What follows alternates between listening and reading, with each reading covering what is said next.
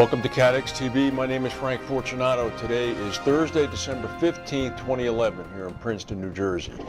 A number of sources are now reporting that Mark Byrne's Haverford Bermuda Group is continuing its effort to obtain a 25% stake in Omega Insurance Holdings.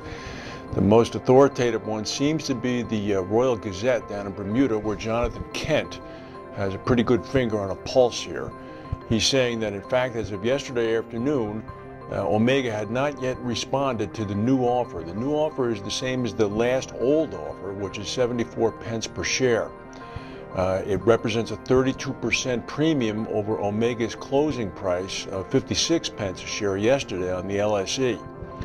Also, it was reported yesterday that Haverford had canceled a meeting with the Delaware Insurance Commissioner last week. We have since learned, says the Gazette, that that was not true. So that either means the meeting was not canceled or it was canceled by somebody else. Draw your own conclusions. Estimated net insured losses incurred by Japan's three major non-life insurance groups from the Thailand flooding now exceed the claims from the Japanese earthquake in March. Tokyo Marine, MS&D, and NKSG are all reporting that the claims are going to be bigger than what they faced with the Japanese earthquake. Partner Re has added another $88 million to its Japanese earthquake losses. This is the full limit of its cover offered to its largest client. They didn't name the largest client, but it's thought that it's the Zenkyoren, the agricultural cooperative, that was a total loss. In China, a standoff between villagers and police is continuing in the village of Wukan. The village has 20,000 people. Villagers have taken control of the village. They've chased out all of the government authorities, including the police, the mayor, the administrative people, everybody. The government has cut off food and water supplies to the village.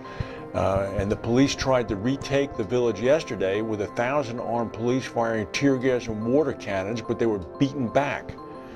This is a country where investment is being sought, apparently. Brazil has filed a lawsuit against Transocean and Chevron asking for $10 billion in damages for the supposedly small oil spill last month. Apparently, it is not that small a spill. Inga Beale, a woman, has been named as the CEO of Canopius. She was the former CEO of Convarium. Good for her. Jobless claims in the U.S. fell 19,000 more, down to 366,000. Economists have been expecting 390,000. Prime Minister Putin in Russia has rejected opposition calls for a rerun of the recent election. He accused the massive protests as being prompted by the West. He said that the elections were a genuine reflection of the people's will. He lost his two-thirds majority and barely has a majority. He had criticized the vote by U.S. Secretary of State Hillary Clinton, as he had dismissed her criticism of the vote as American efforts to weaken Russia.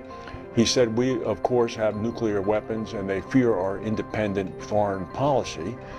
Putin yesterday appeared on a radio call-in show, which typically has been a situs for him to go on for hours about himself, but callers and studio participants repeatedly raised questions about the election. Putin was very upset about it.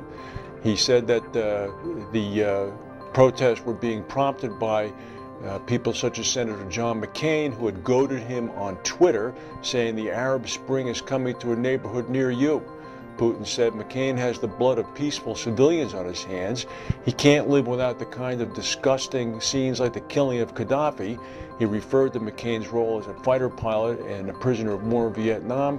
He said McCain was captured. They kept him not just in a prison, but in a pit for several years. Anybody in his place would go nuts. That's it for today. If we have any breaking news, we'll come back and tell you. Thank you for watching, and we'll see you tomorrow.